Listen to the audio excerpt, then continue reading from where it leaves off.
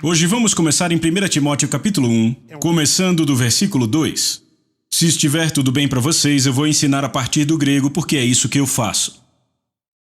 Então Paulo escreve e diz a Timóteo, meu próprio filho na fé, graça, misericórdia e paz. E se você sublinhar essa frase, graça, misericórdia e paz, graça, misericórdia e paz, de Deus nosso Pai e Jesus Cristo nosso Senhor. E aqui encontramos o que chamamos de saudação normal de Paulo, onde ele diz graça, misericórdia e paz sejam convosco. Mas na maioria das cartas ele não usa a palavra misericórdia. Ele simplesmente diz graça e paz sejam convosco. E se lermos o que os teólogos têm a dizer, eles tentam entregar um significado profundo pelo qual ele usa essa saudação. Mas a razão para ele usar, na verdade, é bem simples. Se você é judeu, como saúda outro judeu? Você diz shalom, cujo equivalente grego é eirene, que é a palavra que ele usa aqui. Se você fosse grego, qual a saudação para outro grego? Você diria charis, que é a palavra graça? Então, assim como um judeu saúda outro dizendo shalom, um grego saudaria outro usando a palavra graça? Então, nesta sentença, Paulo fala para todo o mundo gentil e ele fala para todo o mundo judeu. Para aqueles que são gregos, eu digo graça. Para aqueles que são judeus, eu digo shalom ou eirene. E com esta sentença, Paulo abre a sua carta para qualquer um que é judeu e qualquer um que é gentil. Mas, em 1 Timóteo, 2 Timóteo e no livro de Tito, Paulo quebra sua saudação normal e ele insere a palavra misericórdia entre a graça e a paz. E nessas três epístolas, Paulo está escrevendo para alguém que está sobrecarregado pelo ministério. Por exemplo, em 1 Timóteo, Timóteo está sobrecarregado porque acabou de se tornar pastor da igreja. E a igreja está crescendo tão rápido que eles mal conseguem contar quantas pessoas estão sendo convertidas, quantas estão vindo para Deus. Paulo está escrevendo uma carta para Timóteo com sugestões práticas sobre como escolher líderes, como lidar com as mulheres na igreja. E 1 Timóteo é um livro sobre organização da igreja. A igreja estava crescendo. E Timóteo não precisava apenas de graça e paz, mas de uma misericórdia extra para o que ele estava enfrentando. Quando chegamos a 2 Timóteo, 3 anos estão entre 1 e 2 Timóteo. E neste período, Nero tinha incendiado a cidade de Roma e a perseguição começou contra os cristãos, e eles foram culpados pelo grande incêndio em Roma. Então, assim como em 1 Coríntios a sua igreja estava crescendo muito rápido, na época de 2 Coríntios a sua igreja estava diminuindo muito rápido. E quando Paulo escreve a ele não diz apenas graça e paz sejam convosco, mas graça, misericórdia, diga misericórdia. Misericórdia e paz sejam convosco. Então, quando chegamos ao livro de Tito, descobrimos que Paulo esteve na ilha de Creta por um período muito curto de tempo, começou a igreja lá, e ele escreveu a Tito e disse que ele queria que Tito pusesse em ordem as coisas restantes. Lembram disso? No grego se refere às coisas que Paulo não terminou, ou seja, Paulo passou tão pouco tempo na ilha de Creta que houve muitas coisas que Paulo não pôs em ordem e agora cabia a Tito colocá-las em ordem. E quando você lê o livro de Tito, descobre que não era a congregação mais fácil para se lidar. Paulo inclusive disse que os cretenses eram preguiçosos, glutões e mentirosos. Palavras de Paulo sobre os cretenses. E essa era a congregação de Tito. Então, quando Paulo escreveu a Tito, ele não disse apenas graça e paz sejam convosco, mas graça, misericórdia e paz sejam convosco. E então descobrimos um princípio: quando estamos enfrentando algo difícil, Jesus providencia uma misericórdia extra entre a graça e a paz. Ele sabe muito bem da nossa situação. Então, quando chegamos a 1 Timóteo 1, verso 3, Paulo diz: eu te roguei que permanecesses em Éfeso para admoestar alguns, a fim de que não ensinassem outra doutrina. Bem, se lembrarmos Atos capítulo 20, quando Paulo reúne todos os presbíteros de Éfeso para dar-lhes a Deus, ele os advertiu que depois da sua partida, Penetrariam lobos vorazes que não poupariam o rebanho. E então Paulo disse que dentre vós mesmos, olhando bem nos olhos daqueles presbíteros, ele disse: alguns de vocês se levantarão falando coisas pervertidas. A palavra pervertida se refere a uma doutrina que foi distorcida, que não é mais reta. E a razão pela qual fizeram isso foi para atrair discípulos para si mesmos. E assim como Paulo profetizou, quando ele deixou a cidade de Éfeso, entre sua própria liderança, pessoas começaram a se levantar e começaram a alegar: tivemos a doutrina de Paulo, nos estabelecemos na verdade dele, mas agora temos algo a lhes dizer que Paulo nunca disse. E alegavam que tinham sido arrebatados ao reino do Espírito, onde viram coisas que ninguém jamais tinha visto. Eles tinham estado onde nenhum homem jamais esteve, e agora voltavam daquela nova dimensão com novas revelações. E estas revelações eram tão espetaculares que as pessoas literalmente sentavam na ponta das cadeiras, ouvindo essas revelações. E um exemplo dessa revelação era o que chamavam de uma ordem descendente de anjos. Se lembrarem, no livro de Colossenses, Paulo proíbe os santos de Colossos a adorarem anjos, lembram disso? Isso porque por toda a Ásia Menor se consumiam doutrinas sobre anjos e deidades. E líderes agnósticos que se levantavam na igreja, depois de serem estabelecidos na doutrina de Paulo, eles se distanciaram tanto que começaram a ensinar que não existia só o Pai Deus, mas havia a Mãe Deusa. E os dois se juntaram e formaram uma descendência inferior a Deus, que era um anjo. E os dois se juntaram e produziram um nível mais baixo e outro mais baixo e um nível mais baixo e outro mais baixo, até que finalmente um nível de Deus foi criado tão baixo que finalmente ele poderia entrar em contato com o planeta Terra, e esse era chamado Jesus. E que se você conhecesse Jesus, poderia conhecer um nível acima e outro acima desse e outro acima desse, e se continuasse subindo essa escada, você encontraria o próprio Deus Pai. E começaram a ensinar esse tipo de doutrina, e essa doutrina em particular era baseada na carta de Jacó, porque o relato de Jacó mostrava que havia um caminho do céu para a terra com anjos subindo e descendo. Então usavam até as escrituras para ensinar a falsa doutrina. Então agora Paulo diz a Timóteo: eu te roguei. Essa palavra rogar é a palavra grega parakaleo, que tanto é uma palavra para oração, quanto é um termo militar. Encontramos a mesma palavra em Romanos capítulo 12, verso 1, quando Paulo diz: rogo-vos, pois, pelas misericórdias de Deus. A palavra parakaleo é a imagem de Paulo sendo tão compassivo que figurativamente é quase como se ele caísse de joelhos. E ele começa a orar, ele começa a implorar, ele começa a rogar aos irmãos que o ouçam. E agora Paulo usa esta palavra para dizer que foi desta forma que ele convidou Timóteo a ser pastor dessa igreja. Quando Timóteo viu o que estava acontecendo em Éfeso, ele não queria ser o pastor daquela igreja. Não só era uma igreja problemática, era a maior igreja do mundo, e foi a primeira vez dele servindo como pastor. Então Paulo teve que dizer a ele: eu te rogo, eu te imploro, parakaleo, eu clamo a você que assuma a posição. Mas ele também foi muito direto com Timóteo sobre o desafio, porque essa palavra parakaleo, a palavra rogar, também era usada para descrever o comandante de uma tropa de soldados.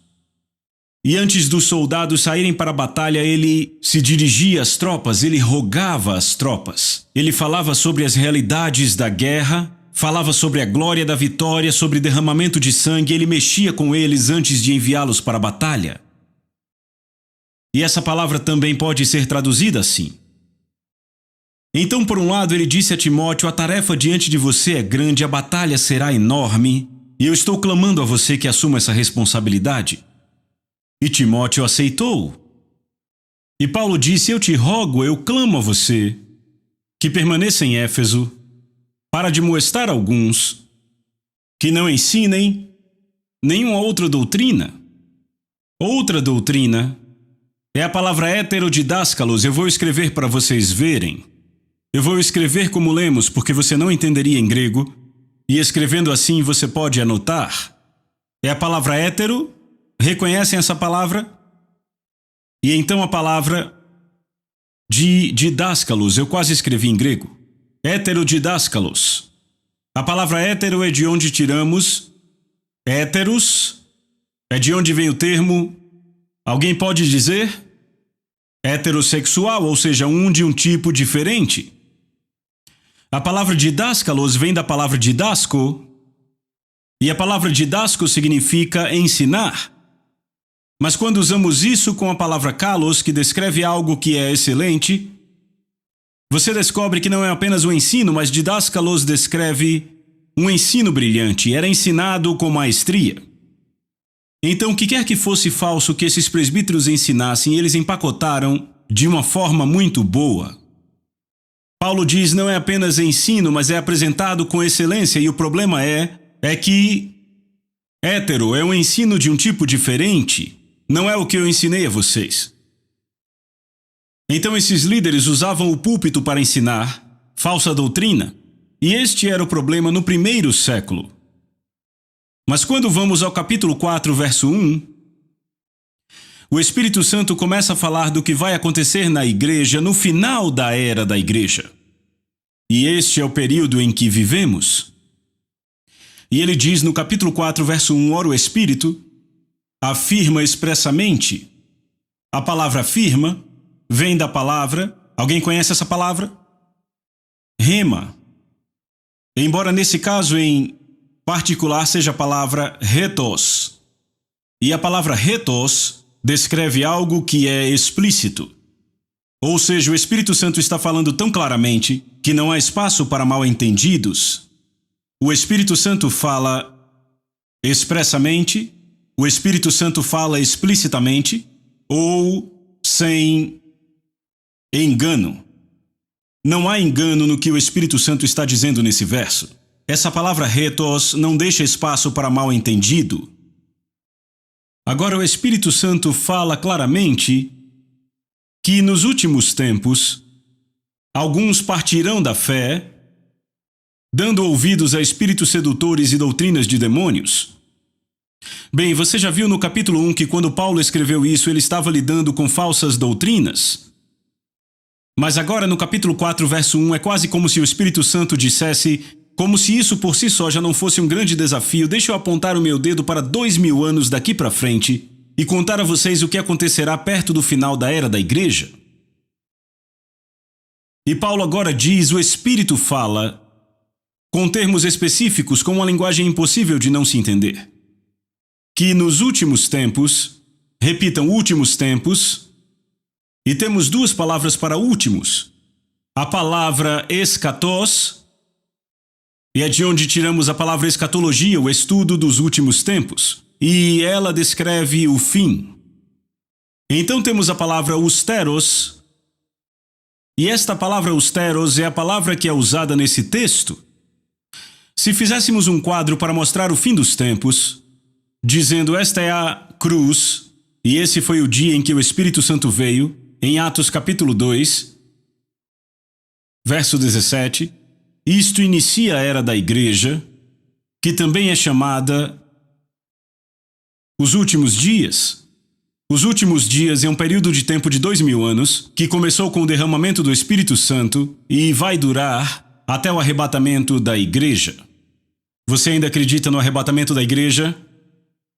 Bem, a palavra eschatos descreve o fim definitivo, descreve esse período aqui. No entanto, a palavra austeros descreve o que resta desse período. Não são apenas os últimos tempos, mas são os últimos dos últimos dias. O que sobra disso? Então o Espírito Santo está apontando seu dedo lá para o futuro, dizendo, deixa eu contar o que a igreja dos últimos tempos vai enfrentar. E ele diz, nos últimos tempos, alguns, o que ele diz? Partirão. Se você está notando, a palavra partir é a palavra planos. E a palavra planos descreve uma partida muito lenta e metódica. Note que ele não diz alguns abandonarão a fé. Ele não diz alguns rejeitarão a fé. Mas ele diz alguns partirão. Um processo muito lento e metódico também usado nesse texto é a palavra fistemi, que descreve dar um passo de cada vez para sair.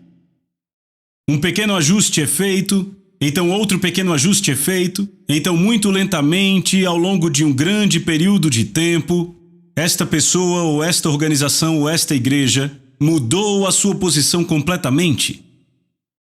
Eles não rejeitaram de pronto o que estavam fazendo, não rejeitaram de pronto o mover do Espírito, ou o ensino da palavra, mas fizeram uma pequena adaptação e outra pequena adaptação e outra e outra e outra e outra, até que o que se tornaram não se parece em nada com o que uma vez foram. Eles partiram, não abandonaram, nunca apresentaram rejeição clara, mas muito lentamente, de forma metódica, começaram a mudar a maneira de pensar, dando atenção a planos, espíritos sedutores e doutrinas de demônios. A palavra doutrina vem daqui de dascalia, é uma forma desta palavra e implica que quem quer que os estava desviando estava fazendo com muita maestria. Estavam apresentando um argumento razoável e as pessoas, no ministério, de acordo com esse verso, começaram a ouvir esses argumentos e lentamente modificavam a forma como operavam, a forma como criam, e começavam a se afastar do que uma vez havia sido pregado.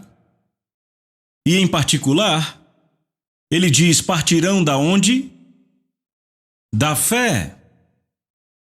A fé tem um artigo definido. Este artigo definido nos diz que eles não estavam partindo da fé em geral, mas esse artigo definido nos diz que eles estavam partindo da fé, ou daquele corpo de ensinos que chamamos de doutrina da igreja. E se olharmos o que acontece hoje na cultura, o que vem acontecendo nas cortes, graças a Deus pela eleição, eu creio que Deus tem nos dado uma nova chance. Mas até se você pegar o exemplo da nova visão sobre sexualidade, como a cultura está mudando, e descobrimos que as pessoas estão começando a ser impactadas pela cultura.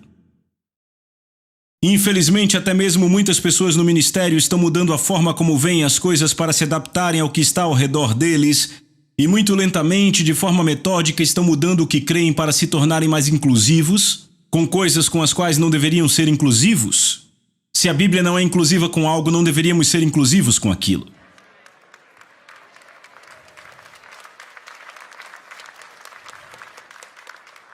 Então agora Paulo descreve o que Timóteo vai enfrentar. Ele diz que ele tem que tomar o controle dos ensinos heterodidáscalos, daqueles ensinos com maestria, mas que são diferentes, que não devem ser aceitos. E agora ele nos diz... Capítulo 4, verso 1, o Espírito Santo afirma expressamente, sem nenhum erro, que no que resta de tempo, alguns começarão a lentamente se modificar até que saiam do ensino são e claro das Escrituras e comecem a dar ouvidos. A palavra grega é proseko, que significa virar a sua atenção para o outro lado.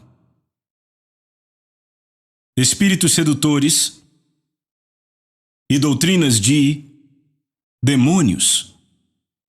Certo, esse é o problema. Qual a solução?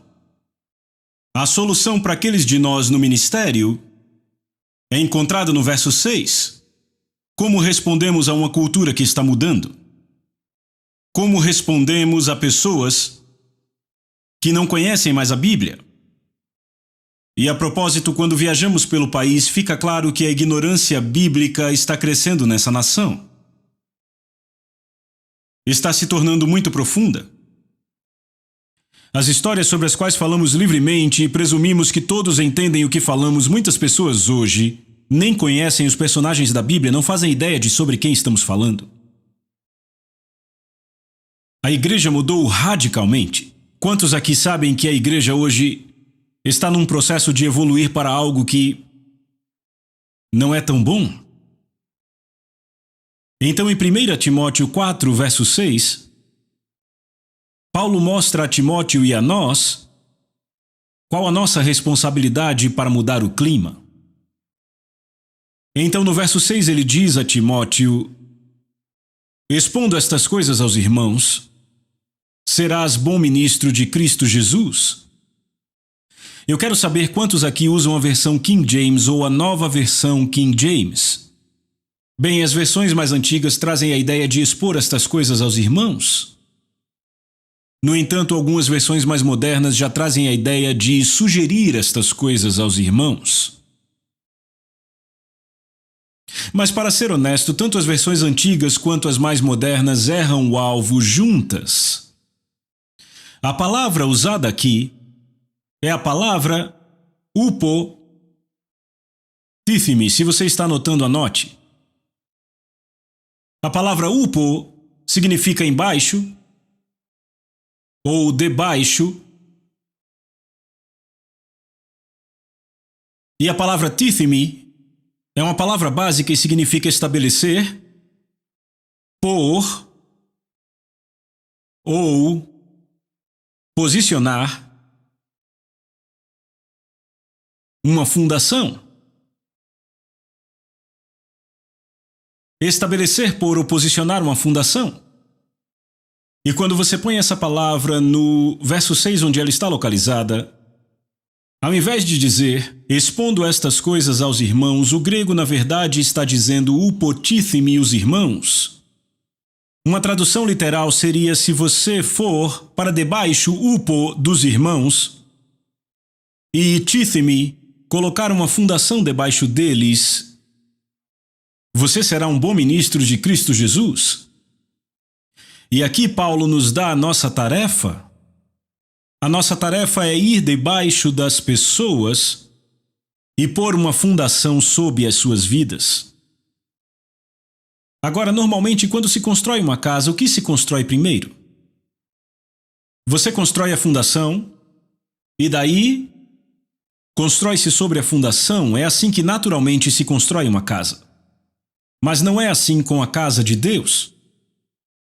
Na casa de Deus você prega a mensagem para pessoas não salvas e elas vêm para Cristo, Pedro diz, imediatamente. Agora são pedras vivas e embora essas pedras vivas tenham sido ajuntadas pelo Espírito Santo, elas não têm fundação, não sabem o que é a Bíblia, não sabem o que é doutrina, não sabem de nada. Então você tem a estrutura de pessoas, mas elas não têm fundação. Então a nossa responsabilidade é vir upo debaixo dos irmãos e então tithemi, pôr uma fundação debaixo deles. Esta é a nossa responsabilidade. Quando eu vejo a minha responsabilidade em Moscou, e vejo que muitos que vêm à nossa igreja vêm de um passado comunista ou de um passado ateu, minha responsabilidade não é construir um ministério que os impressione, ou fazer algo para trabalhar nossa reputação. Nossa responsabilidade é ir até essas pessoas, ir debaixo dessas pessoas e pôr uma fundação debaixo de suas vidas para que construam sobre ela. E essa é a responsabilidade de todos nós. E mais do que isso, a palavra upotithemi está no tempo contínuo, ou seja, não é algo que você faz uma vez, é algo que agora você é chamado e pelo resto do seu ministério, você estará upo debaixo dos irmãos tithemi, pondo uma fundação em suas vidas. Toda vez que alguém vem a Cristo, a sua responsabilidade é pôr uma fundação debaixo da vida dele. Quando você atua no casamento das pessoas, está pondo uma fundação debaixo da vida delas. Este é o nosso chamado. E de fato Paulo diz, se você upotithemi os irmãos, se você vier sobre eles e puser uma fundação debaixo deles, você será o quê? Que tipo de ministro? Um bom ministro. A palavra bom é a palavra kalos. E a palavra kalos descreve algo que é superior. De fato, era usada para descrever especialistas em arte. Pessoas que tinham um olho excepcional para encontrar peças de arte. E elas andavam por uma galeria e observavam todas as maravilhosas peças de arte, apreciavam todas, mas finalmente chegavam ao final da galeria e havia uma peça de arte tão deslumbrante que capturava totalmente a atenção deles. E esta é a palavra kalos. Mas então a encontramos no contexto do verso 6, o que nos diz não que Jesus é um especialista em arte, mas Jesus é um especialista em ministros. E ele anda pela igreja. E ele olha para esse ministro e aprecia o que ele está fazendo.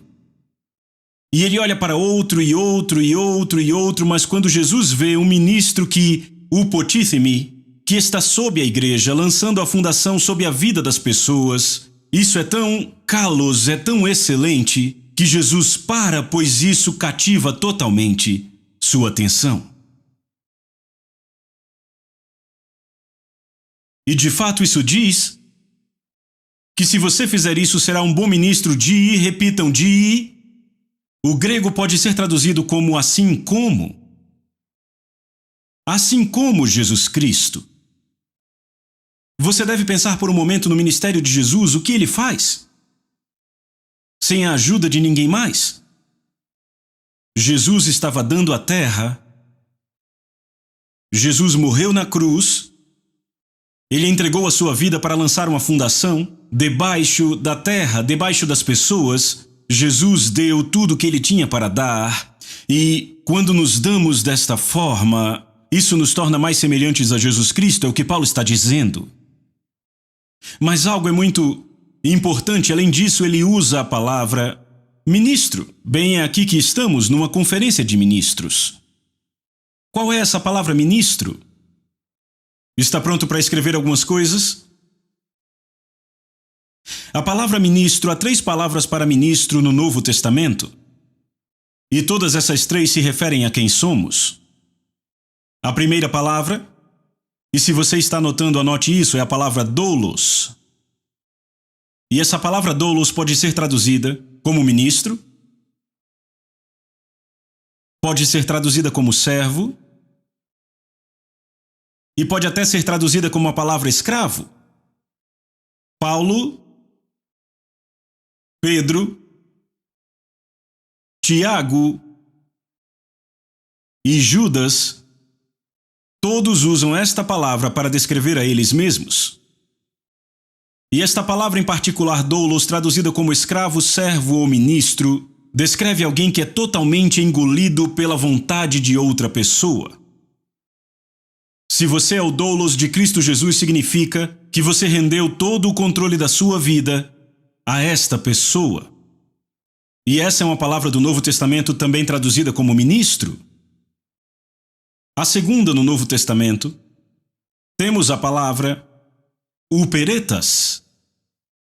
E encontramos essa palavra em 1 Coríntios, capítulo 4, no verso 1. Em 1 Coríntios, capítulo 4, verso 1, Paulo diz: se vocês querem saber o que pensar de nós, pensem em nós como ministros de Cristo. Se lermos em grego, ele diz: pensem em nós como uperetas. Agora, essa palavra uperetas, o que significa? Na verdade, é uma palavra para remador de porão. De fato, algumas traduções modernas podem usar a palavra remador.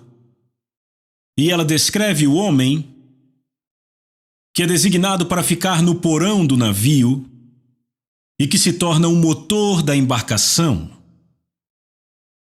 E era designado para um banco com 4 outros escravos, então eram 5 por banco. Você pode se perguntar por que Paulo usou essa palavra, mas há muita imagem nesta palavra. Aqui temos uma imagem do ministério quíntuplo. 5 no mesmo lugar trabalhando juntos. E um grande remo é dado a cada um deles e o trabalho é remar e remar naquele barco. E eles se tornam os motores da embarcação. Então você olha isso e diz, Paulo está querendo dizer, se vocês pensarem em nós, pensem em nós como os motores da embarcação, porque fazemos o que fazemos para que o corpo de Cristo avance. Mas é claro, temos um problema, que os passageiros no convés, alguns querem navegar sozinhos.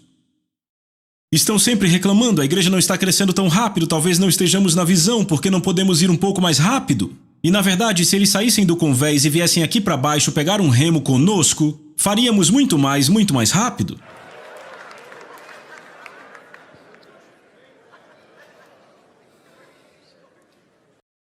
Também é interessante o fato de que esses servos que seguram os remos eram acorrentados às suas posições.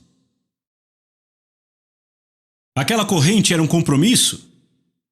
Se o casco do navio furasse, os passageiros no convés podiam pular em pequenos botes e escapar, mas você que está lá embaixo afundaria com a embarcação. Da mesma forma, quando você é o cabeça ou um ministro na igreja, você carrega uma responsabilidade que os passageiros não carregam. Se o navio afundar, você afunda com o navio. Dessa forma, quando o ministério está com problema, começamos a mexer aquele remo como se fosse um jet ski. Fazemos tudo o que podemos para manter o navio em movimento porque não queremos afundar com o navio. E eu acho que também vale a pena notar que o porão do navio era onde os ratos do navio ficavam.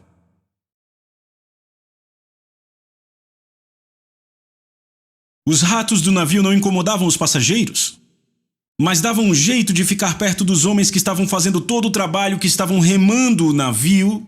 E eu odeio dizer isso, mas há uma comunidade podre na igreja.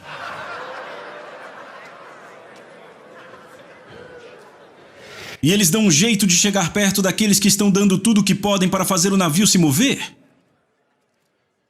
E Paulo usa essa palavra, e em 1 Coríntios 4:1 é traduzida como a palavra ministro. Mas então aqui, em 1 Timóteo capítulo 4, verso 6, a palavra ministro é a palavra diáconos. Alguém conhece essa palavra? Onde vemos essa palavra? Atos, capítulo 6, onde é traduzida como a palavra diácono. A palavra diácono ou diaconos é a palavra dia. Se você está anotando, a palavra dia é em favor de. E a palavra konos descreve a comunidade. E se você junta essas palavras, descobre que se você é um ministro, porque aqui é traduzida como a palavra ministro, você é aquele cuja vida foi entregue em favor da comunidade. E de onde Paulo tirou essa palavra é muito importante. Era uma palavra técnica usada na comunidade local para descrever uma classe específica de indivíduos que era dada à comunidade e o seu trabalho era servir, e pelo resto de suas vidas deviam servir a comunidade. Não era uma posição de alta classe, mas uma posição de serviço. E esta é a palavra que Paulo usa, falando a Timóteo, quando ele diz, expondo estas coisas aos irmãos. E agora você entende que o grego na verdade diz, se você upotítheme, se você vier sob os irmãos e colocar uma fundação debaixo deles, você será um diáconos superior de Jesus Cristo, alguém cuja vida foi entregue completamente. Você não é apenas uma pessoa que tem dons, mas você é o próprio dom entregue à igreja. Não temos vontade própria. Somos aqueles que foram dados. E Paulo diz, se você servir assim, será um bom ministro. O que ele diz? De Jesus Cristo. E uma tradução melhor seria, você será um bom ministro, assim como Jesus Cristo. E então ele diz, alimentado com as palavras da fé e da boa doutrina que tem seguido. Alimentado é a palavra grega entrefo, que significa provar, comer, engolir, digerir, receber completamente. E Paulo disse para você ser esse tipo de ministro há duas coisas essenciais na sua dieta espiritual: palavras de fé, e aqui a palavra fé é usada num sentido mais geral.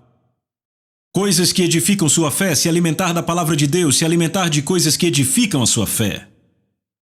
Mas além disso, Paulo diz ser alimentado com as palavras da doutrina.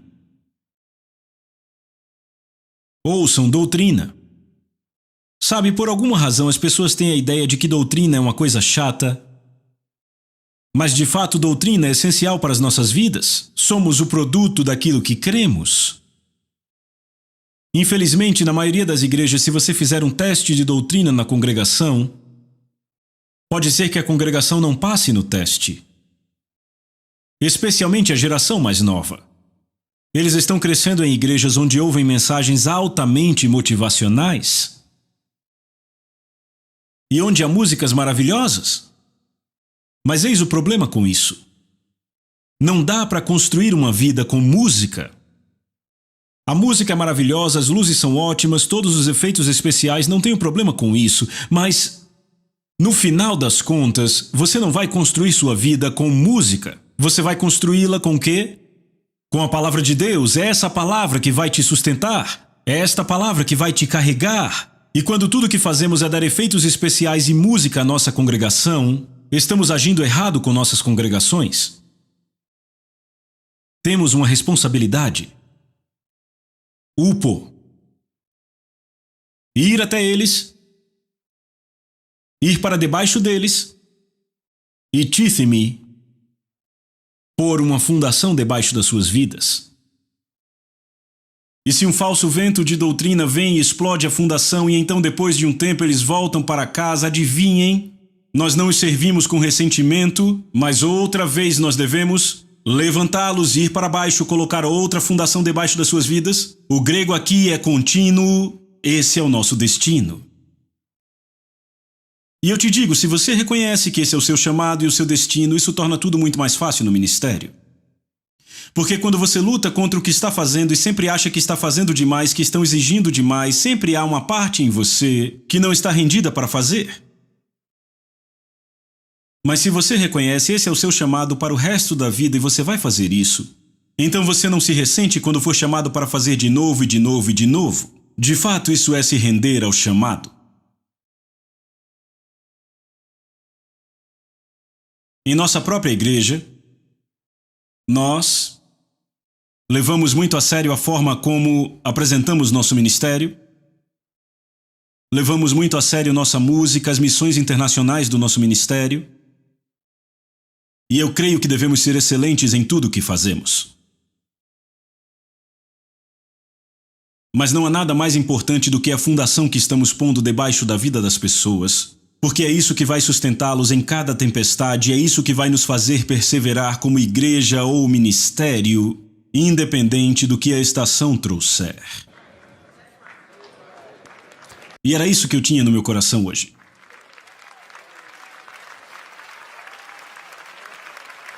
Eu quero que você ponha sua mão sobre seu coração, quero orar por você. Pai, te agradecemos em nome de Jesus, porque você nos chamou para servir nos dias finais do final dos tempos. Senhor, declaramos e cremos que somos equipados para a tarefa. Oramos, Senhor, para que você nos ajude a pôr as pessoas numa fundação sólida. Senhor, que você nos ajude a manter o foco no objetivo. Que não sejamos influenciados pela cultura na sociedade ao nosso redor. Te agradecemos pela unção do Espírito Santo, que nos capacita a fazer essa obra. Te damos graças por tudo isso, em nome de Jesus. Amém. Por favor, dê o like, se inscreva e compartilhe esse vídeo com seus amigos para que mais pessoas vejam.